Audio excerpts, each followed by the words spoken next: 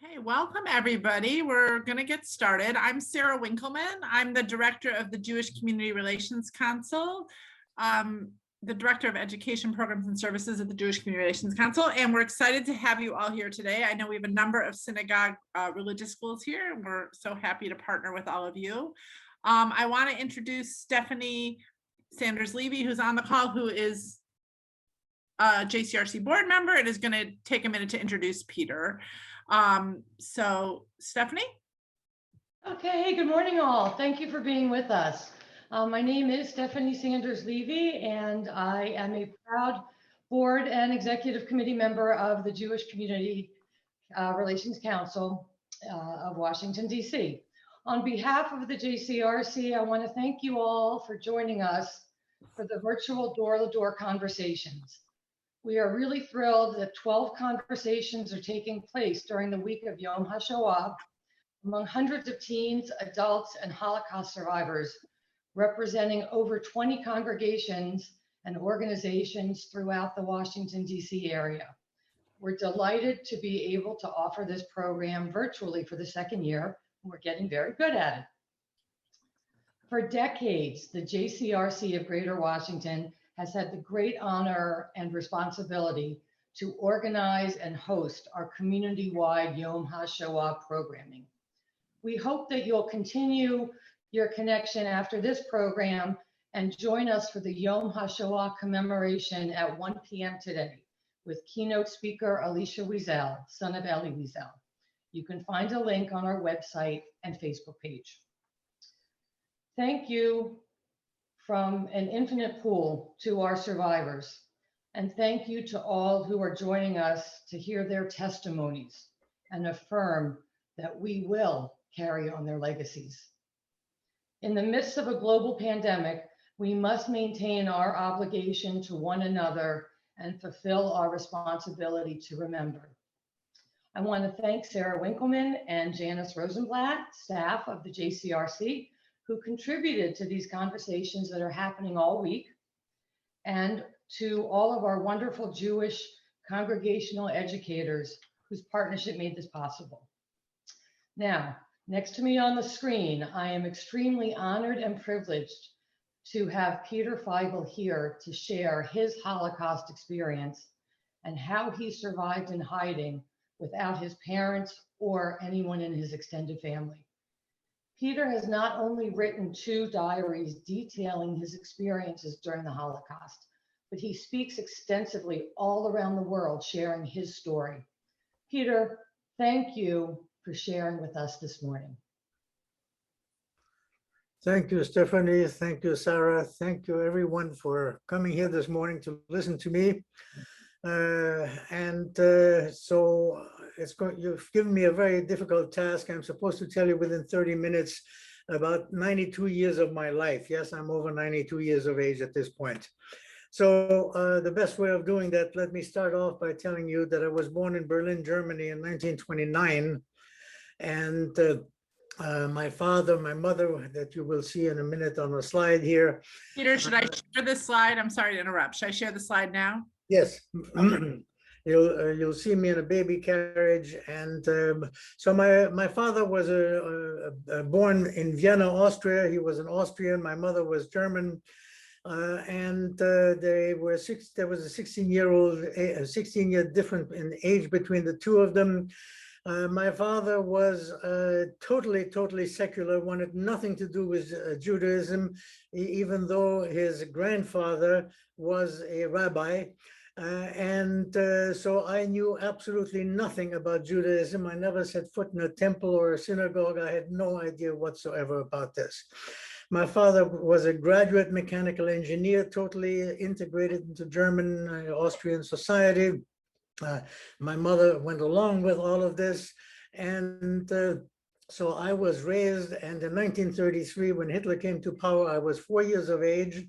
At this point, the radio is full of martial music and very thrilling to a young boy. You see me on the balcony here. I was about 4 years old or so, 4 or 5 years of age. I'm raising my arm. I'm ready to greet, to say Heil Hitler, which after all, everybody in Germany was doing at that time, and just adoring the leader, the Führer. I didn't know any better. So at the age of 6, in 1935, I went to school for my first school year. Next slide, please. And I know that's my mother and that's my father on the right. Next slide. There you are. Traditionally in Germany, on your first school year, you get a big bag in the shape of a cone filled with candy and so forth. And so this was my first school day on the 23rd of April of 1935. I'm out of 6 years of age. And my first grade reader, which is on the next slide, is entitled The Poisoned Mushroom. And this is the first time that I heard about the Jews. As you see in this first grade reader, the Jews is displayed as being a poisonous mushroom. In case you didn't realize it was a Jew, there was a Star of David on his chest. And the teacher was telling us how terrible and bad the Jews were. They lie, they cheat, they stink, they molest children, they're murderers, everything in the world that is bad, from the plague in the Middle Ages to unemployment and so forth, and the loss of the First World War by Germany. It's all the fault of the Jews. They stabbed our German army in the back. So needless to say that this is my first exposure to this, and I began to dislike, not only dislike, I began to hate the Jews because they were such bad people. I didn't know any better at that time. Shortly before I finished my first school year, my father was transferred to Czechoslovakia for a year. So this was out of mind, forget about it. And less than a year later, he was transferred to Vienna, Austria, where his company also had an office. And he was very happy to be back in Austria. But at this point, my mother and father had a conversation, and they said, you know, Hitler is ranting and raving against the Jews in Germany. Austrians are 95% Roman Catholics. They have a long tradition of hating Jews. Why don't we have Peter baptized? So I was baptized, and you will see me in the next slide at my first communion suit. And I learned about catechism, and as far as I was concerned, I am now a good Catholic, and even was trained to also be altar boy, and everything is going fine. I have no problems until 1938, in March of 1938. This is when Germany annexed Austria. And all of a sudden, we learned that Hitler was coming to Vienna, and I was very excited about this because I remember the days of all the marching bands and the music and so forth, and I wanted to see Hitler, and I ran away from home. I went to near the city hall where he was supposed to appear. I saw Hitler briefly coming by in a car. There were hundreds of thousands of people out there yelling their heads off, ein Volk, ein Reich, ein Führer, one people, one empire, and one leader. And so this was very exciting for me. And most of all, I saw the Hitler Youth in snazzy uniforms. With their uniform came a dagger that was part of it. And boy, did I want to have a dagger like everybody else. And when I got home about 4 hours later, my mother was beside herself. She said, "Where have you been?" And I said to her proudly, "I saw our Führer." Whereupon my mother slapped me left and right and said, "He is not our Führer." I was very confused. I didn't understand why he shouldn't be our leader. After all, everybody else was supporting him. So within a matter of about 10 days, we hurriedly packed one suitcase each and left for Belgium, something my father was able to do because he realized now that regardless of whether he was a practicing Jew or not, as far as the Germans were concerned and the Nuremberg laws, my mother and I, we were considered Jewish. And secondly, at least my father was able to leave in a hurry because he had visas allowing him to travel on business to a number of countries throughout Europe, and his company had an office in Brussels. So we went to Belgium. And upon arrival in Belgium, of course, I was very unhappy for a number of reasons. First of all, we found ourselves in a furnished apartment, having left behind in Vienna all of our possessions that we had before. And for me as a child, I had to give up my electric train set and my toy soldiers. And I didn't understand why I couldn't take those with me. I didn't realize that for my parents, it was far worse. They left everything behind, all of their possessions. And secondly, I find myself now in a new school where I had to learn not one new language, but two new languages, French and Flemish. My parents were talking about being happy to be in a neutral country. There were rumors about a pending war and nothing to worry about. On September the 1st, when Germany invaded Poland, there was a sigh of relief at home. At least we're not involved because Belgium is a neutral country. We have nothing to worry about. This illusion lasted until until the 10th of May 1940, when Germany attacked Belgium, France, and Belgium, Holland, and Luxembourg. My father felt obligated to go to work.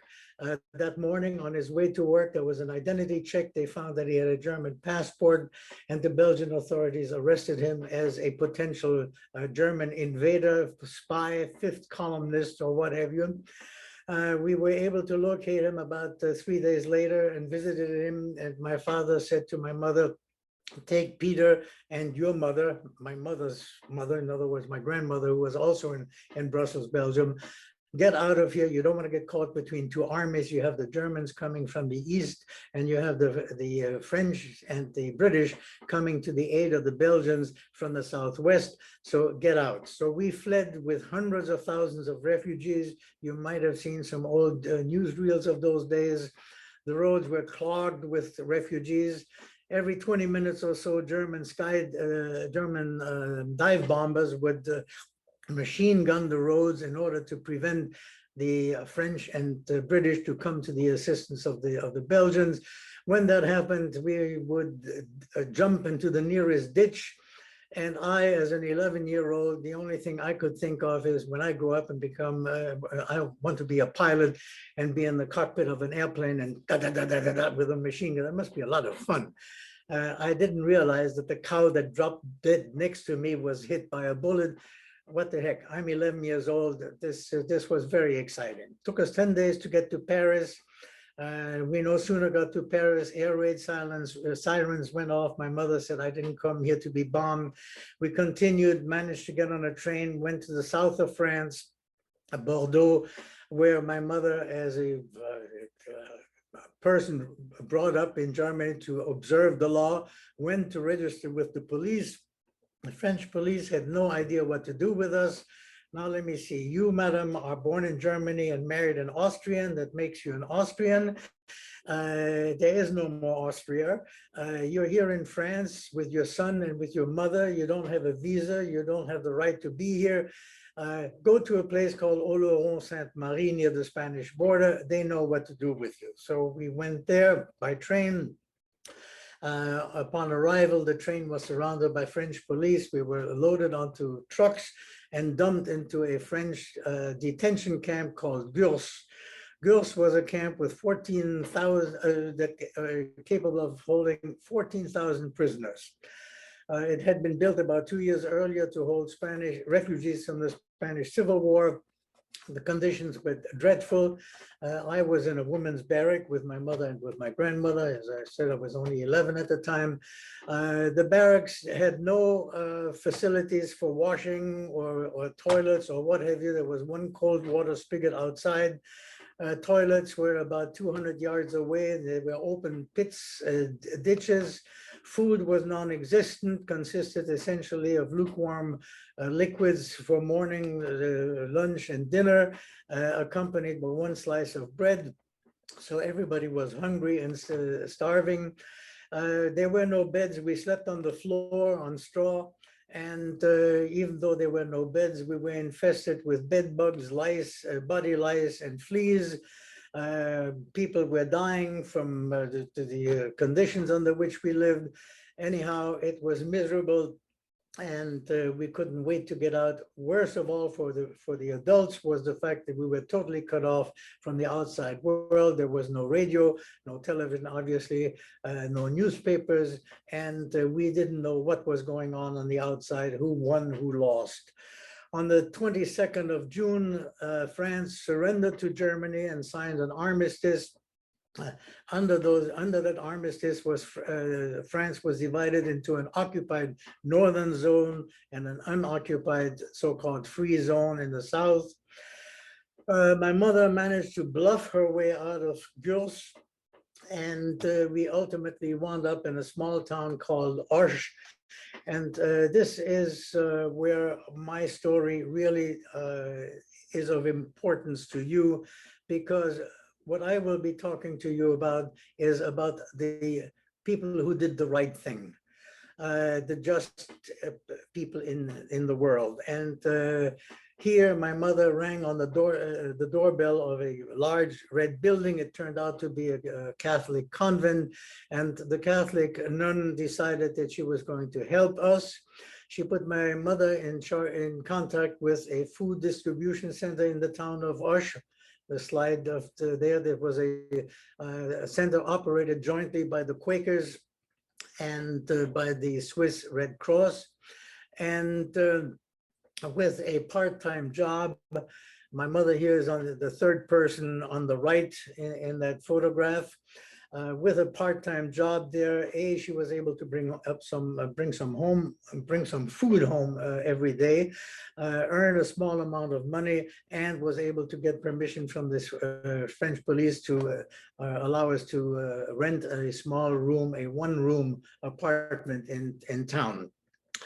At this point, I am able to go back to school.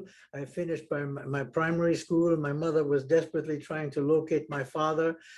She ultimately located him about 2 or 3 months later. And my father turned out to have been in the same camp we were in, Gurs, but of course at the time we didn't know that.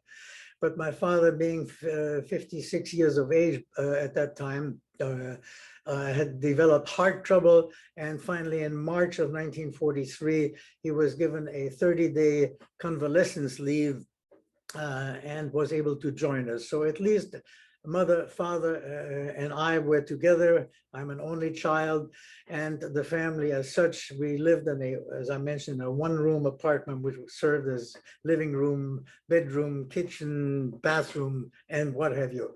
It was not comfortable, but we were together. Now, the Vichy government in the southern part of France then enacted some laws that restricted Jews. These French laws were more restrictive even than the German Nuremberg laws were. And obviously, Jews were not allowed to work. My father could not earn any money. My mother, as I said, was the only source of income at the time. And there was a curfew. Jews were not supposed to be on the street after dark.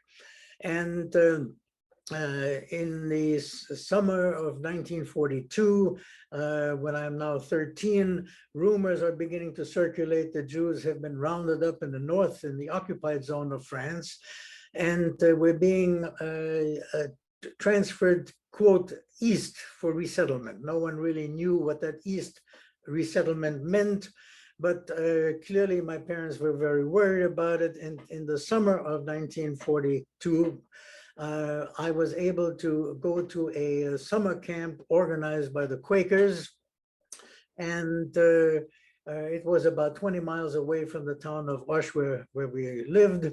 And there, the food was good.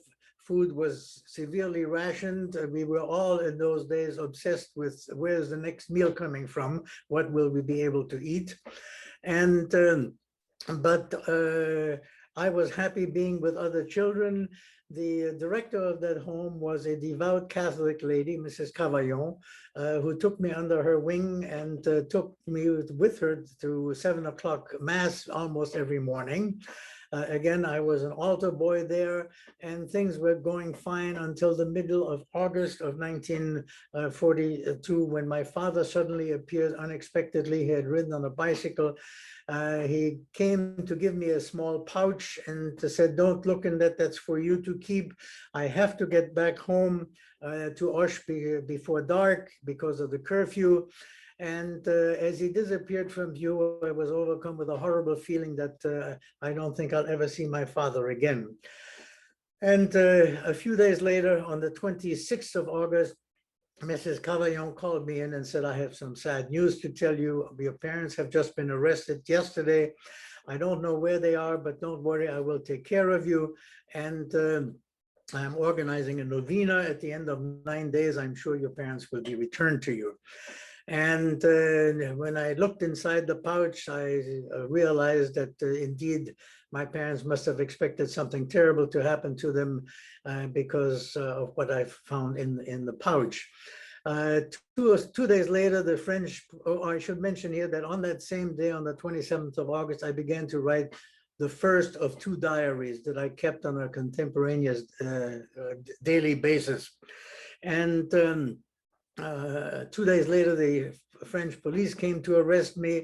Mrs. Cavaillon convinced them that I was diabetic and couldn't be moved.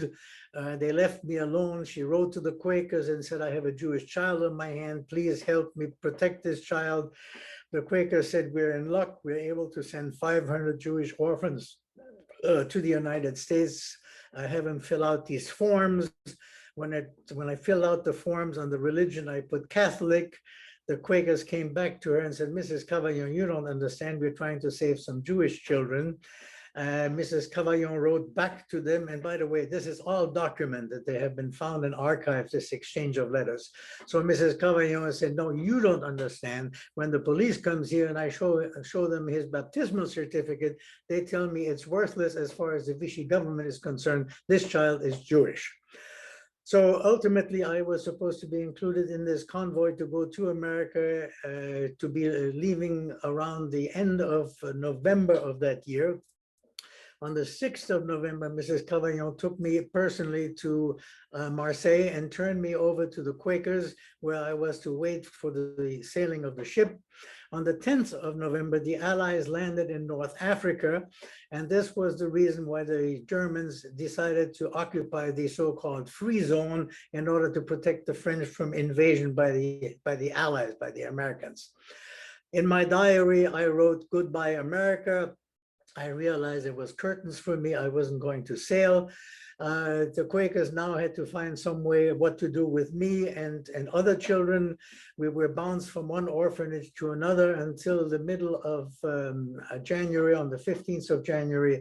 And all of this is recorded in my diary, in my first diary. I was given instructions to get on a train, where to get off, change trains, and so forth. And in the middle of the night, at midnight, I arrived in a small town up in the mountains. It was ice cold. I had no idea where I was, and I was greeted by a man named Daniel Trocme. We hiked for about 2 hours. I fell dead tired and asleep in bed. The next morning, I found out where I was. I was in a small village called Le Chambon-sur-Lignon. And this is a most unusual village, and I want to spend more time telling you about it. A village of some 3,500 people. The vast majority of them, 95% of them, were Protestants in Catholic France. Many or most of those Protestants were evangelicals, and they were people of who followed the Bible. And their pastor, André Trocme, on the day when France surrendered to the Germans, he addressed his congregation and told them, "Now is the time to fight the enemy with the weapons of the Spirit." And the villagers understood what that meant. these Protestants had been victims of persecution by the Catholics back in the 16th century, when the French Catholics were trying to get rid and murder all of the Protestants. So they meet in their temple and have a hymn that they sing, a hymn dedicated to their children and their grandchildren, and it reminds them never to forget the persecution that they suffered, that their ancestors had suffered. And this was one of the things that moved the people to do the right thing. There was a movie, a documentary done about Le Chambon. In that film, the producer asked an elderly lady, "Why did you do this, madam? This was very dangerous. It was against the law. You could have been arrested. In fact, you could have been executed for helping Jews." And she said, in the most natural way, cupping the Bible that's in the crook of her arm, "It says so in the book. It says that when someone is sick, you go to their bedside and you try to bring them cheer. If they're hungry, you open your door and ask them to table and share what food you have. And if they need shelter, you open your door and you provide shelter for them." So for them, that's what the Bible said, and they did not preach to others what they should be doing, but they did actually what the Bible told them to do. And it is thanks to those people that some 3,500 refugees, the vast majority of them Jews, were saved. The entire town of Le Chambon, by the way, and the surrounding area was named by Yad Vashem as just among nations in recognition of what they did. It was unique in the history of the Second World War. The photograph you saw before was the group of children and adults that were in the home where I was there. There were about 24 of us. And those people at great personal risk saved us. In September of 1943, the home where I was had to close for financial reasons and so forth. I was given a false identity and I was sent to a French high school so I could also continue my studies. My first diary, by the way, ends abruptly on the 31st of January because it had been confiscated by Daniel Trocmé when he realized that it contained a lot of names and addresses, and it would have been curtains for the people in my diary if it had fallen into the hands of the police. On the 1st of January of 1944, I am now 15. I started my second diary, and again recorded on a daily basis what was happening to me, what was happening in the town. And on the 12th of May of 1944, a German SS division, Das Reich, came into town and ordered all the males between the ages of 16 and 54 to report for assignment to a labor detachment. I had gotten a lot smarter than I was when I was jumping in a ditch at 11 and thinking of being a pilot. I realized that at this point I was considered a Jew and I better hide, even though I wasn't quite 16 yet. I was just 15 and a half. So I hid in the church bell. There was a brief picture of it because I was going still Hold on, I'll show it 1 sec. Yeah. Anyhow, I hid for 24 hours in that bell tower, and there it is. And when I came down the next day after seeing the trucks leaving, I was contacted by a Jewish underground organization that masqueraded as Boy Scouts, and they told me that it was too hot and too dangerous for me to remain there. I would get instructions. A few days later, they told me to move on, and instructions, taking a train, where to get off. Again, this is all described in my second diary. And on the 22nd of May, I crossed with the help of passeurs, those are people smugglers, who gave us specific instructions when to cross, where to cross, and so forth. Again, that sketch that you saw was of the border crossing point between France and Switzerland. We had to go get over the first barbed wire fence, runs through the so-called no man's land between the two lines, and then over the Swiss barbed wire fence, where I was promptly arrested as an illegal immigrant by the Swiss authorities. We were sent to a triage center where the Swiss were going to decide what to do with us. We were being interrogated. On the way to interrogation, someone whispered to me, "Be very careful what you tell them. They're sending Jews right back into the waiting arms of the French and the German on the other side of the barbed wire."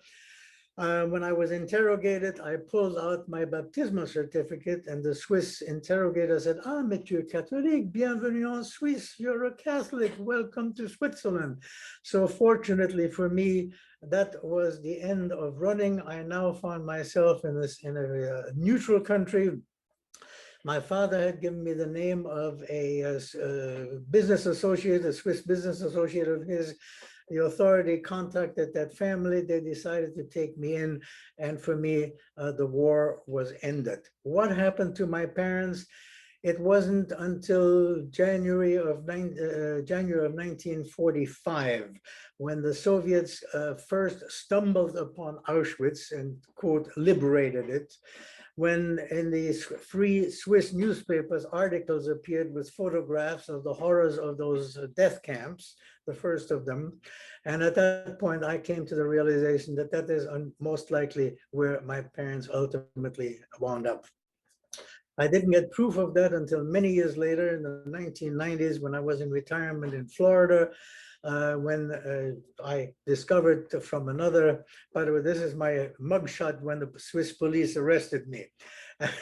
And this is where in 1992, another survivor showed me a book entitled The Memorial to the Jews Deported from France. And it lists every single convoy that left Paris for Auschwitz. And I found my parents listed on convoy number 28. You see it down, it's circled here in red. My mother and my father were on it, and the convoy left Paris on the 4th of September, arrived in Auschwitz on the 6th of September.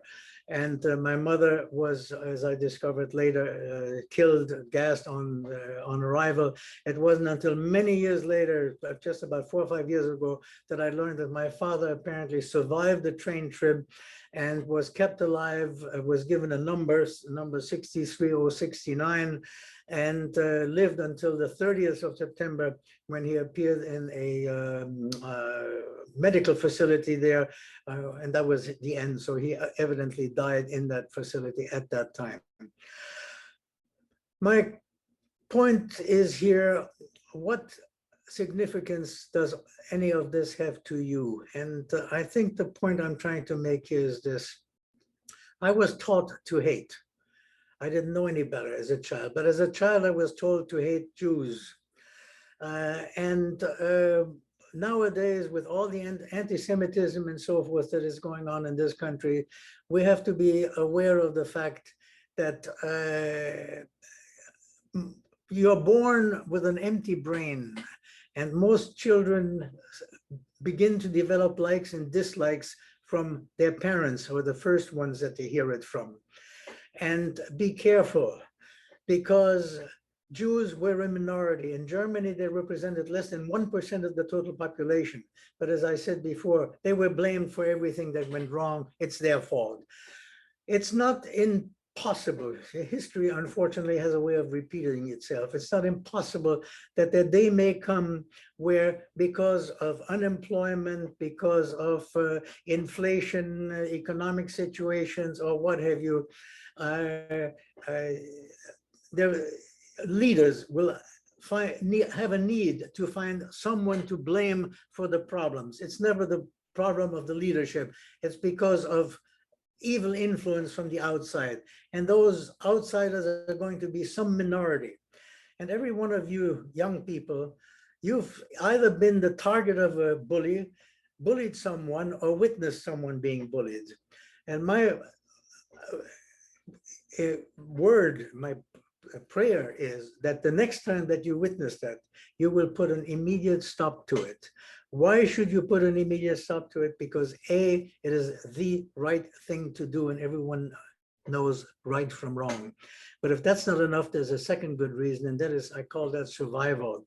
The day may come where you might find yourself in that minority because either you speak with a foreign accent, or you have dark skin, or you have freckles and have red hair, you're overweight, underweight, wear the wrong clothes, whatever the reason, you may be in that minority.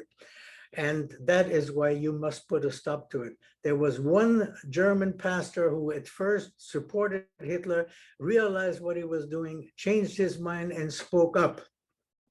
And he was arrested, but he was fortunate. He survived the war. His name was Niemöller. And when Pastor Niemöller was freed after the war, he put it this way: when they came to arrest the Unionists, I kept quiet, I'm not a unionist. When they came to arrest the communists, I kept quiet, I'm not a communist. When they arrested the Jews, none of my business, I'm not a Jew. When they came to arrest me, there was no one left to speak up on my behalf. And I think that is the message that I want to leave with you. And now I'll be glad to answer any questions that you may have. Thank you very much for listening to me. Wow, thank you so much. This was amazing. I'm going to, I have a few questions in the chat, but I want to open up if anybody would prefer to ask a question themselves versus me sharing some questions in the chat. You can unmute yourself and ask the question. But let me start with the question came in about, oh, did someone want to share something? No, I just got a funny echo. Is you talked about the pouch your parents left you, and that showed that you knew that they were prepared that they might end up having to leave. So the question was, what was in the pouch? Needless to say, as soon as my father left, I had to look inside. And I discovered that it contained his gold pocket watch, that it contained a gold bracelet from my mother, as well as some other pieces of jewelry that belonged to her, and a very small amount of money, and a good luck charm, which you saw in one of the pictures, the small silver good luck charm, which was on his. Here, I'll show that quickly. Keychain, his car keychain. I still have that good luck charm, and for comparison to sizes, there's a dime there. But when I saw that, I realized that they must be expecting something terrible, because why else would they be parting with those precious objects? Right, right. So were you able to keep any of the other items, or this is the one? Unfortunately, some of the others I sold in Switzerland. In Switzerland, at the age of 15, you could go to nightclubs and go dancing. I love dancing. And in order to do so, and especially if you're going to invite a girl, in those days, the boys had to pay for it. The girls didn't pick up the tab. And I sold some of the jewelry in order to do that. I'm sure your parents would appreciate that. Also, the question was, what was your father's reaction to you wanting to join the Hitler Youth Group, which you had talked about at the very beginning?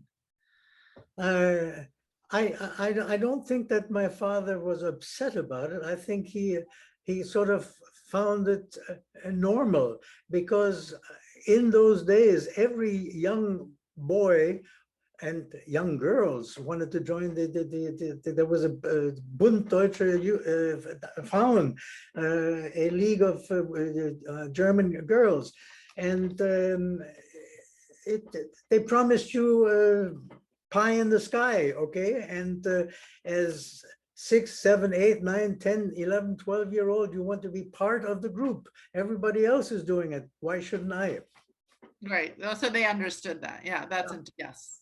Great. Thank you. Thank you. Also, another question was, because clearly you didn't even really know you were Jewish when you were younger, is how has your Judaism changed since you were a child? Your perspective on Judaism and maybe your own personal practice? it's a good question, and to this day, I don't know who I am or what I am. I lived for a year under a false identity. When I came to America, my grandmother said, "What do you want to do in your life?" I said, "I wanted to get into the aircraft industry." "You can't do that." "Why not?" "They don't hire Jews." "I'm not Jewish, I'm Catholic." I got into the aircraft industry, okay? And I was able, fortunately, to travel all over the world. I've been to 67 countries selling airplanes, helicopters, and what have you. And I've seen many religions. And of what I've come across, I love Quakers. I've gone to a number of Quaker meetings. And I loved Buddhists. I thought Buddhists were very, very tolerant. I found out that a Buddhist priest is not supposed to go out with girls, but if he does, mai pen rai. He's not supposed to play chess, but if he does, mai pen rai. What does mai pen rai mean? It means it's not that important. So I thought this is the perfect tolerant religion for me. But now I find that the Buddhists in Myanmar, formerly known as Burma, can be just as vicious as everyone else.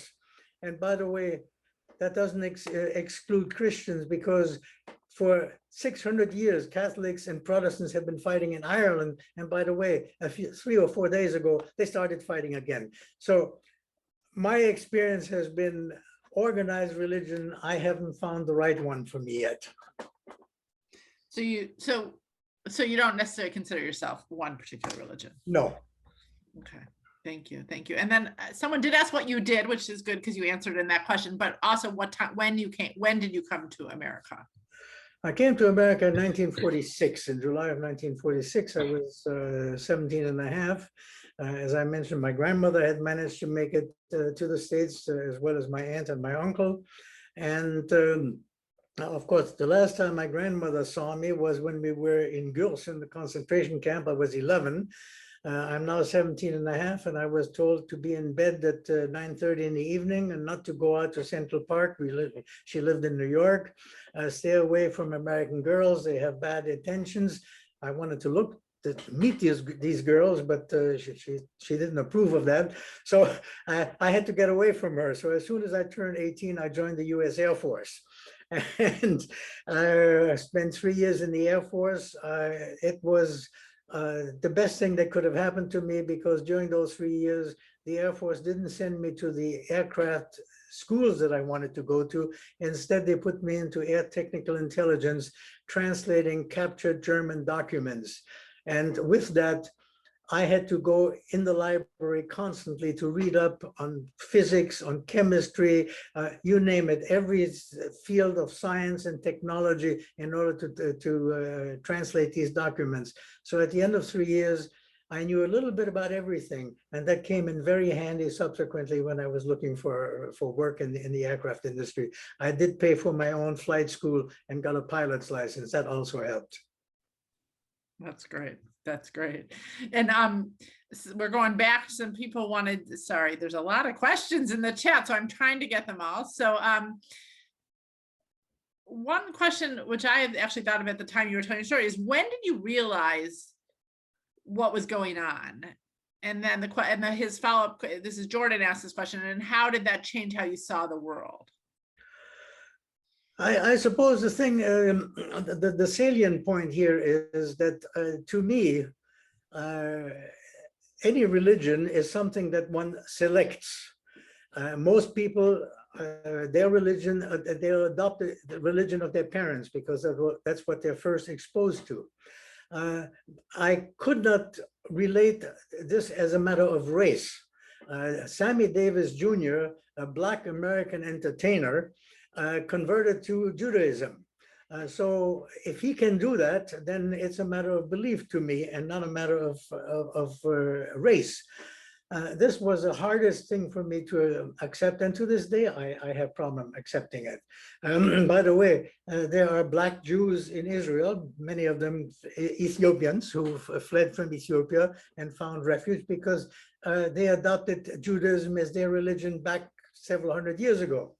I have run into Jews in India and in China.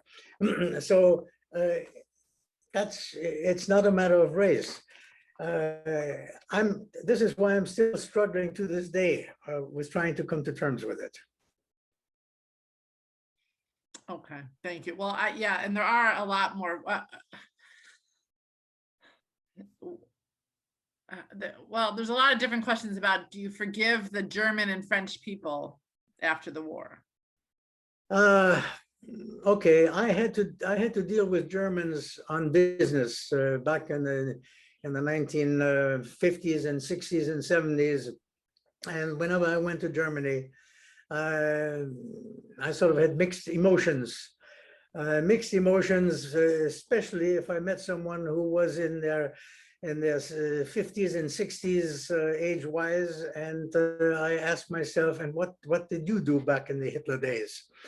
On the other hand, I, let's say, am open enough to realize that I cannot hold someone who is younger than I am or the same age as I responsible for what happened, because they were too young at that time, okay? And with the French, again, it's taken me many years to realize that history has to be looked at within the context of the times. And a lot of people, what they did was motivated by the situation. A lot of people joined the Hitler movement and the National Socialist Party because it meant jobs for them.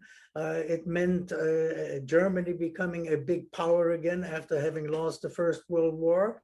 It meant a source of income, of self-respect and respect for the nation.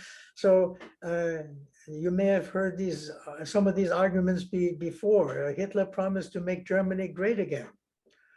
Okay, and Sounds familiar. because it may sound familiar, and caveat emptor, let the buyer beware. Careful what you're buying into. I was too young at the time to realize it. Right. Well, yes, it sounds like you really are able to sort of see the nuance in people and how complicated it was for some people at that time. Well, and there's been a few questions about your diary, sort of why you started writing them, and then how were you able to get your diaries back? Because it sounds like the priest took them at the time. My first diary, in the dedication on the first page, I wrote that this diary is dedicated to my parents in the hope that I will see them again in good health in the very near future. So that tells you why I wrote it. And as an only child, I knew that my parents had certain expectations of me, and I wanted to show them that in their absence, I behaved and did exactly as they would have expected me to at that time. I mentioned to you that the diary was confiscated. It disappeared. It disappeared for about 50 years, 55 years. It had reached a point where I was beginning to doubt whether did I really write this first diary or not. I don't know. But in 1980, when I mentioned Le Chambon, in 1982, the company I was working with was being sued by the Algerian government, and I needed an international attorney. I was told to go and see Samuel Pizarre in Paris, who was such an individual. Samuel Pizarre was a Holocaust survivor also. He said, gee, you speak French very well. Where did you learn your French? Well, I learned it in France and in Belgium. Where in France? Well, here, there, Le Chambon-sur-Lignon. Yes. He said, gee, he said, I have a cousin in Hollywood. He's a film producer. He's about to do a documentary about Le Chambon. Can I give him your name? I said, sure. So I was invited by Pierre Sauvage, the producer, to go and come to Le Chambon while he was filming, and I have a brief part in this documentary. When that documentary was shown on movie screens in France in 1987, I received a letter from a man in Paris, Monsieur Diamant. Are you the Pierre Feigl who wrote a diary to his parents? I thought this was a scam. I at the time was flying across the Atlantic just about every 5-6 weeks. I stopped in Paris. Monsieur Diamant, let me see this diary. Sure enough, he has my diary. Where did you get this? He said, I bought it after the war, about 2 or 3 years after the war, at a flea market in the south of France. And I read it, and I'm a collector of such artifacts. I thought that you had been killed in a death camp or executed by the Nazis, and I published your diary in France.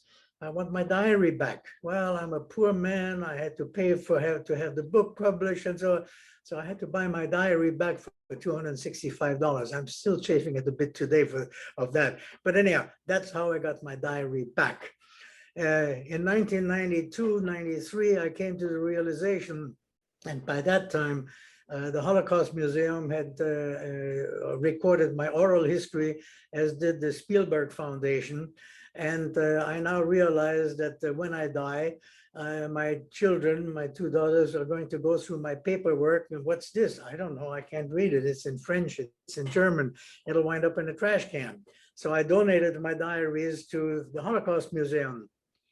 And also because, as you heard, the one that was in France, that was bought on the flea market, he had published it in France. A woman in France came across that diary, and she lived in the town of Auch, and she was given the task of writing a curriculum for school children to learn about the Holocaust. And she thought, what better than to use this story of someone who lived among us in Auch? And so she wrote about it. But before doing so, she decided to investigate and find out, is this child telling the truth? And she was able to go to archives, in municipal archives, departmental and national archives, and she's been able to document everything that is in my diaries. So when I say that 2 gendarmes came on such and such a date at 3 o'clock in the afternoon to arrest me in Monteleone, she finds the police logbook showing order to pick up Peter Feigl at Chateau Monteleone at 3 o'clock, found him to be too sick to be moved. Will return to pick him up at a later date. And just about everything, all the facts in my diaries have been documented. And because of that, the Holocaust Museum has been using my diaries. One of them has been used as a traveling exhibit, because anyone who wants to challenge the truth of it, there are official documents to prove that it's true. So, well, okay. So thank you. That's great. So what's the name of that documentary if we want to go watch it? the documentary is entitled Weapons of the Spirit. You may have a difficulty finding it right now because the producer, Pierre Sauvage, has just come out with a digital version of it. It was briefly shown a couple of weeks ago at the Denver, Colorado Jewish Film Festival. And he will be releasing it. The new digital version ought to be released within the next few months. So you might be able to find a copy either on DVD or on a videotape. Maybe if you go on PayPal or whatever. We'll have to wait to see it on Netflix. Right. So, but it's a 90-minute movie, not to be missed, and there also is a 30-minute school version, in which I do not appear. I only appear in the 90-minute one. So. Thank you. But I might also add that because of this diary, my diaries have been published in a book entitled Salvaged Pages by Alexandra Zapruder. My diaries are covered in part by a book entitled Hidden on the Mountain, another book entitled Peter's War, and the MTV did a movie program entitled I'm Still Here, diaries written by young Jewish refugees during the war. It was such that my wife referred to me as the Brad Pitt of the Holocaust. She was sick and tired of all the movies, books, and so forth in which I've appeared. Great. Well, if other people, someone actually, you already got a few shout outs in the chat. So people talked about the salvage diaries already. So also I'm happy people can follow up with me directly if you want me to connect you and get you some of these resources.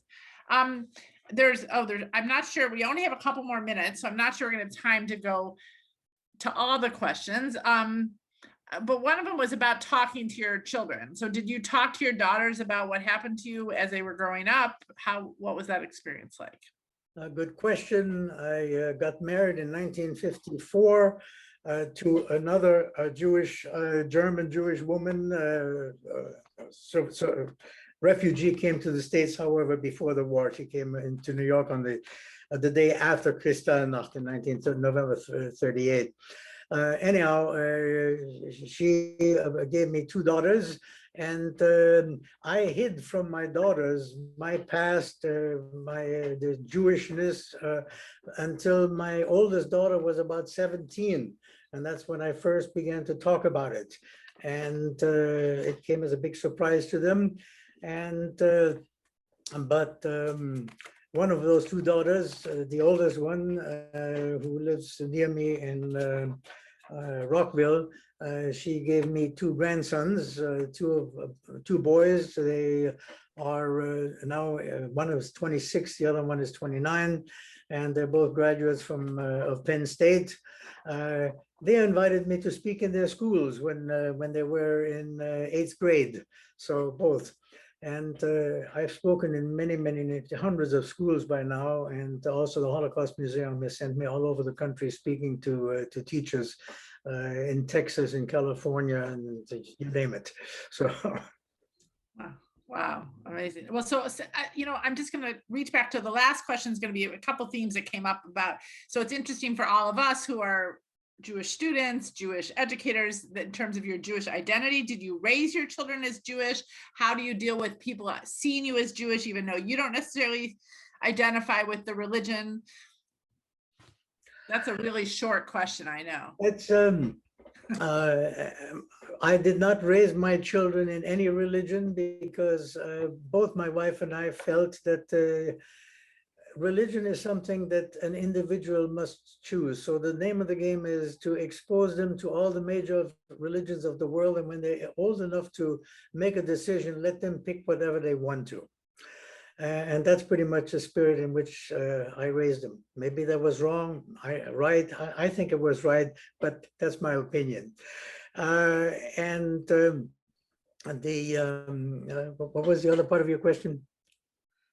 In terms of, do you feel like when you're out in the world, I mean, clearly you've traveled a lot, you speak a lot of languages. Do you people identify as Jewish even if you don't see yourself as Jewish? I have to admit that because of my background, I am uncomfortable nowadays in any temple or church. I just don't feel comfortable.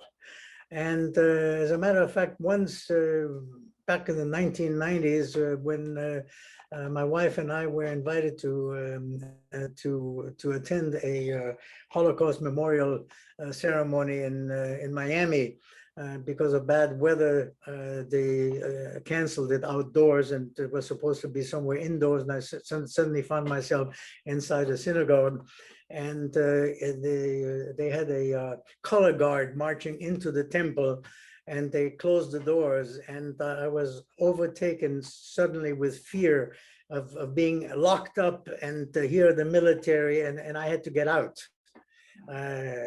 That's first time I experienced that, but I couldn't stay. I had to get out of the temple.